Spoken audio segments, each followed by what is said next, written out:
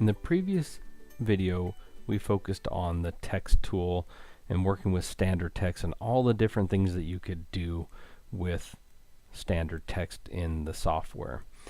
Next, I'm going to show you how to work with circle text, and the icon for the circle text is right next to the text tool that we used in the previous video. So I'm going to click on this ABC text tool, and then I'm going to click on my screen. And when I do that, it's going to load my text in a circle path. And you can see here that it says my text, and you can see the circles around the end. So what I can do is I can type in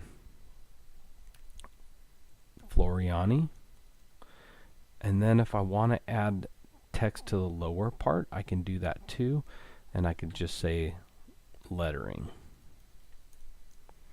And when I hit apply, you'll notice that it actually puts both of them here. Now you can't see it, it's kind of overlapping because of the size of the text. So in the height over here in the properties box, I'm going to change that to 10, hit apply, and you'll see that it brings it in, and you can see both of them there. So I'm not going to go into as much detail with this video as I did with the standard text, because many of the options are identical when doing circle text as opposed to standard text. The biggest difference comes in how you're editing on this screen. So as you can see, though, first in the properties box in the upper right, you have the ability to change your font to any of the different fonts that you want to use. You have your upper letters and your lower letters.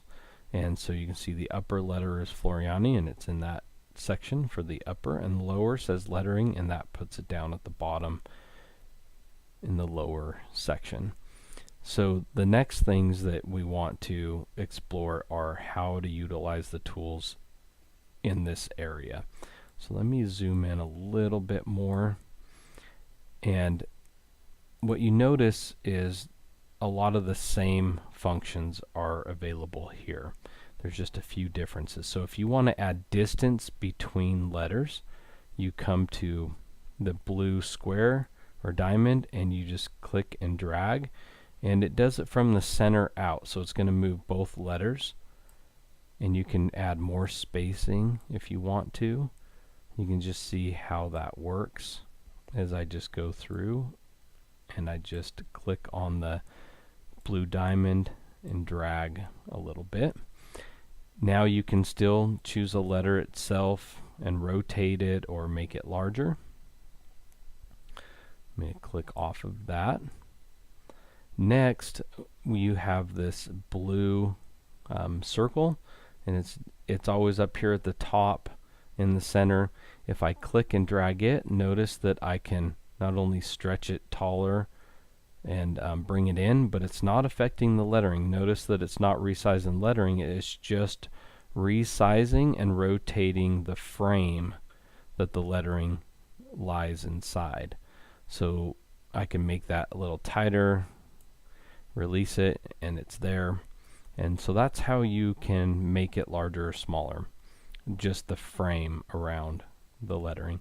Next is you have this circle that's black in the center at the top, and if I click and drag it, notice that it is actually keeping the frame the same height in the inner part, but it's actually making the lettering smaller or larger. So as I click and drag it, it's making the letters a little bit larger. When I bring it in, it's making them smaller, but the inner part of the frame stays the same.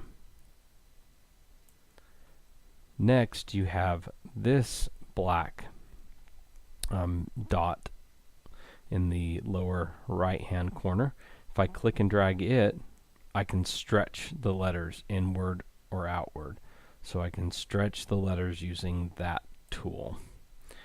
So those are the different things that you can do with circle text. It's very easy to use. You have the ability to add upper word in the upper section and words in the lower section, and you control that inside the properties box. Changing the font and modifying text extra options and density. That's all the same as working with standard lettering.